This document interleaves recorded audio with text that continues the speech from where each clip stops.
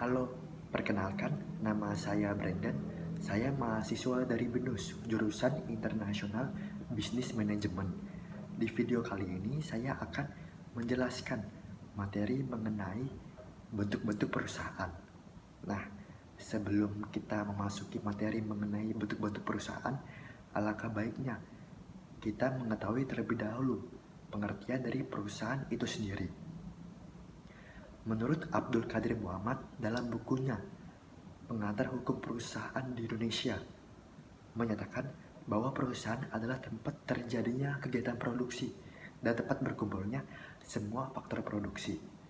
Lalu, pengertian perusahaan dalam Hukum Positif Indonesia, Undang-Undang Nomor 3 Tahun 1982 tentang wajib daftar perusahaan, Pasal 1 huruf B, merumuskan bahwa perusahaan adalah setiap bentuk usaha yang menjalankan setiap jenis usaha yang tetap dan terus-menerus dan yang didirikan, bekerja, serta berkedudukan dalam wilayah negara Republik Indonesia untuk tujuan memperoleh keuntungan atau laba. Lalu, bentuk-bentuk dari perusahaan itu ada 5, yaitu yang pertama itu adalah perusahaan dagang, yang kedua itu adalah persekutuan perdata, yang ketiga itu adalah persekutuan firma, yang keempat itu adalah persekutuan komanditer, dan yang terakhir, yang kelima itu adalah perseroan terbatas atau PT.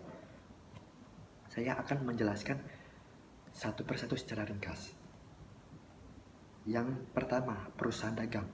Perusahaan dagang itu adalah perusahaan yang dimiliki, dikelola, dan dipimpin oleh seseorang yang bertanggung jawab penuh terhadap semua risiko dan aktivitas dari perusahaan tersebut. Lalu yang kedua itu persekutuan perdata.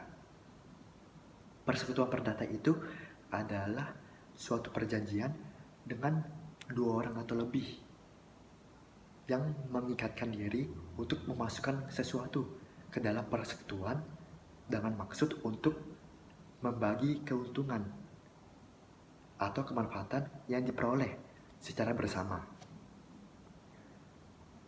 Unsur-unsur dari persekutuan perdata itu ada 4. Yang pertama itu adalah perjanjian, yang kedua itu adalah pemasukan, yang ketiga itu adalah bertujuan memperoleh keuntungan atau laba, dan yang keempat itu adalah keuntungan yang diperoleh dibagi secara bersama.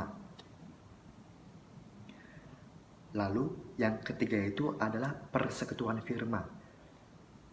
Menurut pasal 16 KUHD, persekutuan firma itu adalah persekutuan yang diadakan untuk menjalankan perusahaan dengan nama bersama, atau bisa dikatakan sebagai persekutuan yang dilakukan antara 2 orang atau lebih dengan nama bersama untuk melakukan suatu usaha.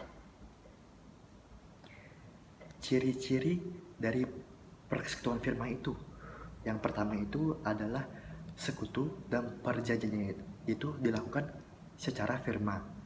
Lalu yang kedua itu adalah memakai nama bersama dalam kegiatan usaha. Dan yang ketiga itu adalah adanya tanggung jawab serta resiko kerugian yang tidak terbatas. Lalu yang keempat itu persekutuan komanditer. Persekutuan komanditer itu adalah persekutuan firma yang mempunyai satu atau beberapa orang sekutu komanditer. Dan yang terakhir, yang kelima itu adalah perseroan terbatas atau PT. Pengertian perseroan terbatas menurut Undang-Undang Nomor 40 Tahun 2007 Pasal 1, yaitu badan hukum yang merupakan persekutuan modal didirikan berdasarkan perjanjian melakukan kegiatan usaha dengan modal dasar yang seluruhnya terbagi dalam saham dan memenuhi persyaratan yang ditetapkan dalam undang-undang ini serta peraturan pelaksanaannya. Tata cara pendirian perseroan terbatas atau PT secara umum itu ada 4. Yang pertama itu adalah membuat akta pendirian pada notaris. Yang kedua itu adalah pengesahan Menteri Hukum dan HAM paling lambat 60 hari sejak pendirian. Habis itu yang ketiga itu adalah pendaftaran, dan yang keempat, yang terakhir itu adalah pengumuman.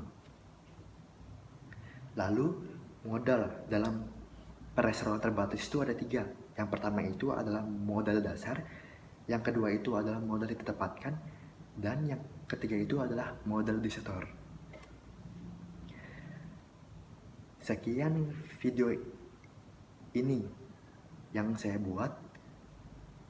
Mohon maaf apabila ada kesalahan kata ataupun hal-hal yang kurang jelas dalam menyampaikan materi di video ini. Terima kasih.